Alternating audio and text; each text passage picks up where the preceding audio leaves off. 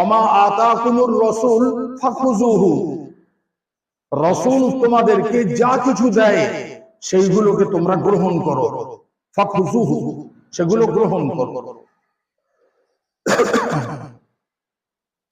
ওমা নাহাকুম আনহু ফান্তাহু, আর যে বিষয়ে রাসূল তোমাদেরকে নিষেধ করে, তোমাদেরকে বাধা সৃষ্টি করে, যে এই কাজ তোমরা করো না, এই রকম ধরনের কুসংস্কারের পিছনে যেও না, এবং মন গড়া আল্লাহ দ্বীনের মধ্যে বিকৃতি করে সেটা দ্বীন বলে প্রচার করো না।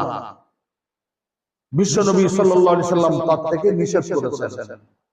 আল্লাহ পাক যা কিছু দিয়েছেন তার মধ্যে কোনো ধরনের বিকৃতি চলবে না। আমি এবং আপনি নিজের ইচ্ছাধীন মতন আল্লাহর